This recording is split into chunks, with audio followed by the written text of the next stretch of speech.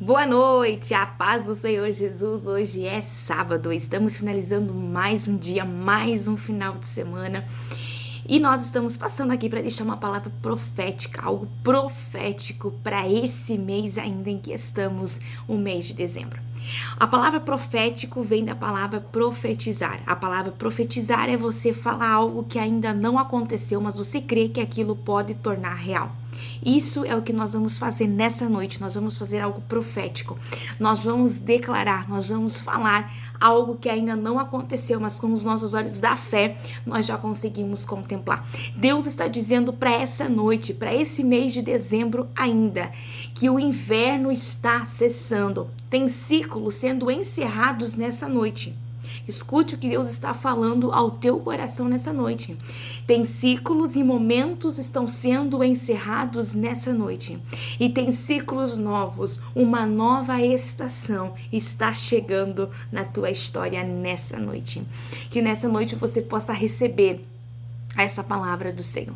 A nossa palavra base hoje está em Êxodo, capítulo 2, dos versículos iniciais, a gente vê ali a história de Joquebede.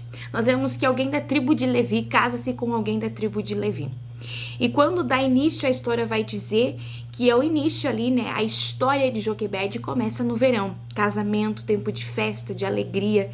E nesse início ela já tem ali, logo ali de casamento, ela tem ali 2 filhos. Tem Miriam e Arão. Né? A diferença de idade deles não é muito grande. Então tá feliz, né? Casamento, agora com 2 filhos, né? A família completa. É um momento e é um sonho, né? De uma mulher tornando real. E eu creio que, ao decorrer da história, nós vemos que Joquebede era uma mulher temente a Deus. Então, eu creio que ela estava bem espiritualmente também. Eu creio que ela também estava bem. Porém, do verão, agora ela passa para o outono. O outono já é uma estação que começa a cair as folhas, começa a um tempo diferente. E é um tempo que ela começa a passar. Porque agora ela estava um tempo de alegria, um tempo muito bom, mas agora a gente vê que há um decreto rondando toda aquela região, dizendo que se menino nascer menino, serão mortos, serão lançados no rio Nilo. Porém, se for menina, se manterão com vida. Nós vemos ali um pouquinho antes o decreto em que o faraó decreta, mas a gente vê que as parteiras hebreias, Puá e Cifra, elas não obedecem à ordem de faraó. Que quando elas chegassem para fazer o parto, e se fosse menino era para matar no parto já, se fosse menina mantinha com vida. Mas elas temiam ao Senhor e elas desobedeceram uma ordem de faraó, mantendo com vida. E aí faraó chamou e diz, olha, a gente passou uma ordem, mas a gente vê que não é o que está acontecendo, porque os meninos estão grandes aí, estão andando. E eu imagino que foi nesse período aí que Joquebede teve Arão, né? Porque até então estava camuflado para o povo, porque agora Faraó chama apenas Cifra e Puá e passa essa ordem para elas, que quando elas fossem para dar a luz, né, que chamassem ela, ó, fulana tá dando a luz, e elas chegassem para realizar o parto, naquele momento, né, elas eram para fazer algo ali para ficar como se fosse o parto que tivesse matado. Porém, elas não obedeceram ao rei, ao Faraó. E agora ele muda esse contexto. Agora aquilo que estava camuflado torna público. Agora ele diz, então não tem jeito, vamos agir de uma forma mais drástica. Né? Então agora ele fala o quê? A partir de agora, todos os meninos até 2 anos serão lançados no Rio Nilo. Nasceu, vai também ser lançado no Rio Nilo. Rio Nilo era conhecido não só pelo seu tamanho de expansão de água e de profundidade, mas também porque era um rio que tinha muito crocodilos. E a gente sabe que se lançar qualquer coisa nas águas, automaticamente o crocodilo vai comer, vai matar. Então agora, neste momento que Joquebede está vivendo o seu outono, há um novo decreto. O decreto agora não está mais camuflado como estava antes, quando ela teve Arão. Agora o decreto está público. Então agora, se ela contasse, né? Agora ela descobre que ela tá grávida, mas em um contexto diferente. Agora ela descobre que tá grávida, mas ela sabe que se for menino, vai ser lançado no Rio Nilo. Eu imagino que ela escondeu a sua gestação, porque ela conseguiu esconder o menino ainda por 3 meses, até ela colocar ali no cestinho e colocar e lançar ali no Rio Nilo, como nós conhecemos a história. Então, até este momento, ninguém sabia que na casa de Joquebede tinha um menino, porque senão a morte já tinha chegado lá antes mesmo.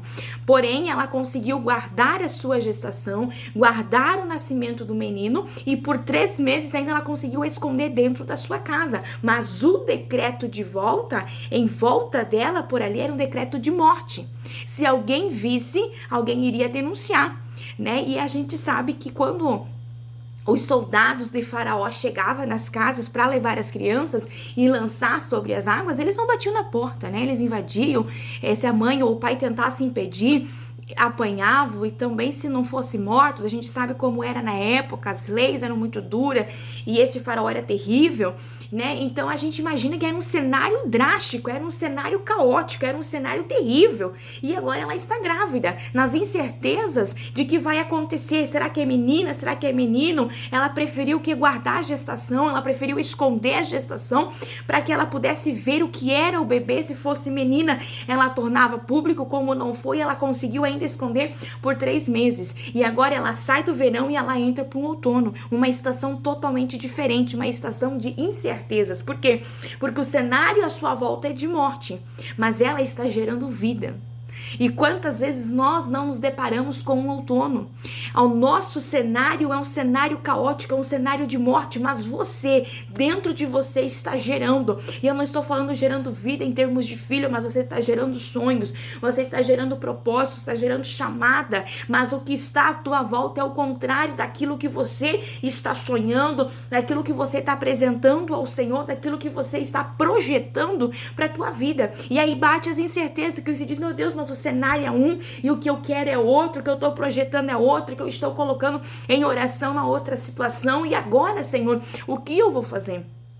Quantas vezes nós não nos deparamos dentro dessas situações, vivendo esses outonos, vivendo um momento de incertezas, de não saber como terminará a história. E agora Joquebede está no outono e ela vai passar por uma estação um pouquinho mais difícil. Agora ela precisa se desapegar dessa criança, porque ela não conseguiria mais esconder. E se eles chegassem na casa de Joquebede, a situação era pior ainda. Por quê? Porque agora eles não iriam só matar a criança, jogar no Rio Nilo, mas a família também seria morta. Por quê? Porque ela escondeu, ela desobedeceu uma ordem de Faraó, né? A maior autoridade que havia naquele momento no Egito e sobre a face da terra. Era um homem terrível. Nós vemos pela forma como tratava o povo, a carga horária que colocou sobre o povo, o trabalho árduo que colocou sobre o povo hebreu. Então a gente vê que ele era um homem terrível. Então, se ele soubesse que na casa de Joquebede ela escondeu essa criança por 3 meses, ela seria morta. Eu imagino que Miriam, Arão, o seu esposo também seriam, né? Não talvez lançados no Rio Nilo, mas só um menino, mas também seriam mortos por retaliações, né? Por desobediência, por não acatar uma ordem, mas ela estava obedecendo e seguindo os mandamentos, os princípios da palavra. Uma mulher temente a Deus, uma mulher corajosa, uma mulher, é surreal Joquebede. De todas as mulheres da Bíblia, todas elas têm um legado lindo e maravilhoso, mas quando eu olho para Joquebede, eu consigo imaginar, assim, talvez não sentir as mesmas emoções que ela, mas eu consigo imaginar o momento em que ela estava vivendo. Ela sai agora do outono e entra para o inverno, porque ela precisa se desapegar. Eu não sei se você aí é mãe, mas eu sou mãe, e eu imagino com dor ela sentiu neste momento de ser desapegar do seu filho. Agora ela fez um cestinho, coloca o menino e ela vai junto com Miriam até a beira das margens do Rio Nilo e ela coloca o cestinho. Eu imagino que ela foi direcionada por Deus neste momento. Por quê? Porque todas as crianças que eram mortas por Faraó também eram lançadas no Rio Nilo, mas porém agora é Joquebede colocando o menino no Rio Nilo.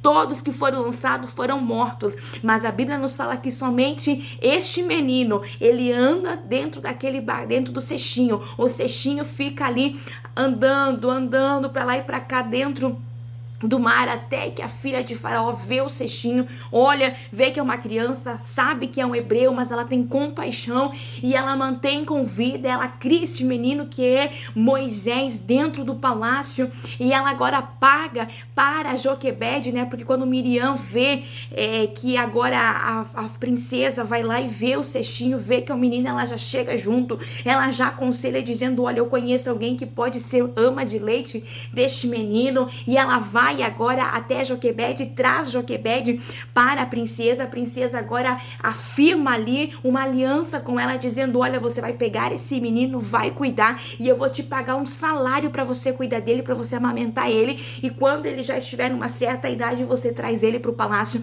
porque eu vou criar ele como meu filho. Olha o que Deus faz. O mesmo rio que era lançado, as crianças eram mortas, mas Joquebede agora coloca o cesto, e aquilo mantém com vida até o momento em que a princesa vem e pega o cesto.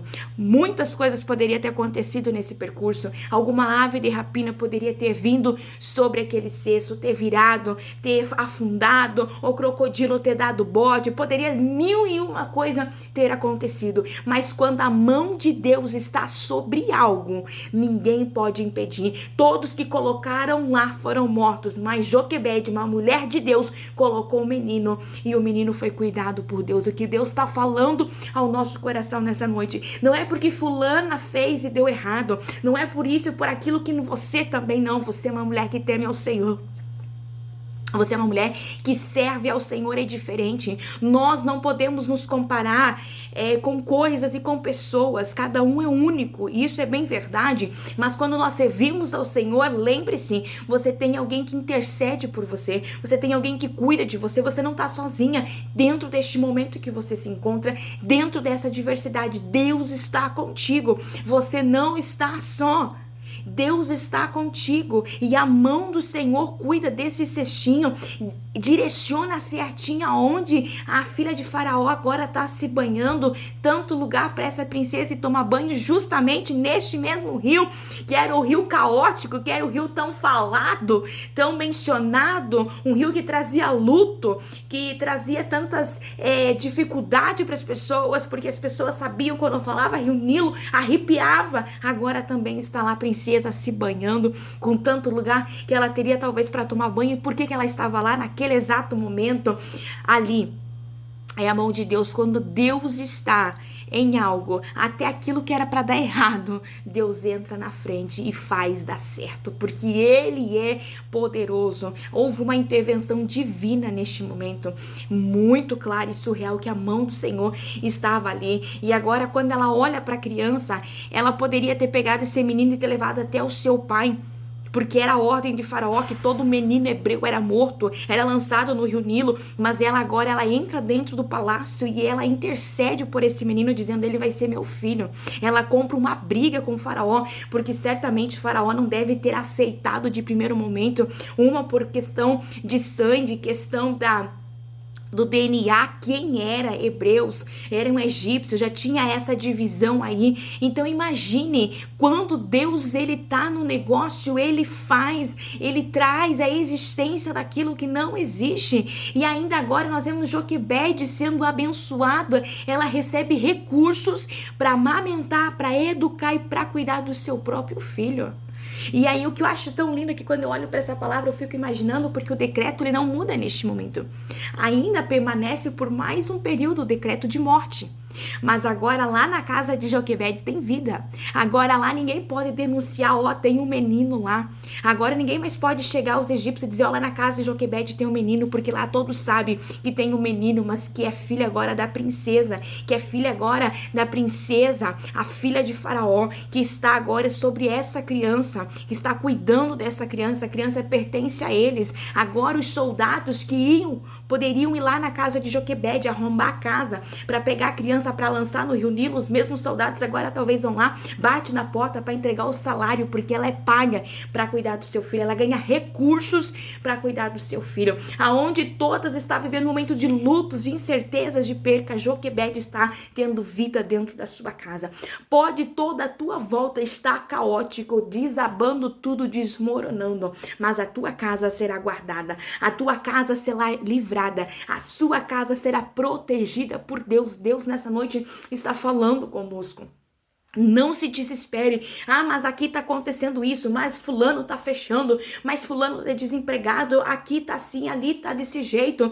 Todo o cenário à minha volta tá caótico, mas fique tranquilo e confiando naquele que te chamou. Quem cuida da tua vida, quem cuida da tua casa, quem cuida da tua família é o Senhor Jesus, o Deus o Todo-Poderoso, e Ele está no controle, e a tua casa haverá vida. Deus está dizendo nessa noite, você vai gerar vida. Os teus sonhos, os teus projetos tornarão realidade, que nessa noite nós possamos declarar isso dentro da nossa casa, dentro dos nossos sonhos, dizendo, vai acontecer, a porta vai se abrir, vai haver um momento de escape, de provisão, o Senhor irá se revelar na minha história. Agora ela passa pelo verão, ela passa pelo outono, agora ela passa pelo inverno, e agora, quando a criança para nos braços da princesa, dá início à primavera, porque agora ela pode levar o menino para casa, não mais com medo, não mais escondido, mas agora com uma nova informação, dizendo, agora este menino,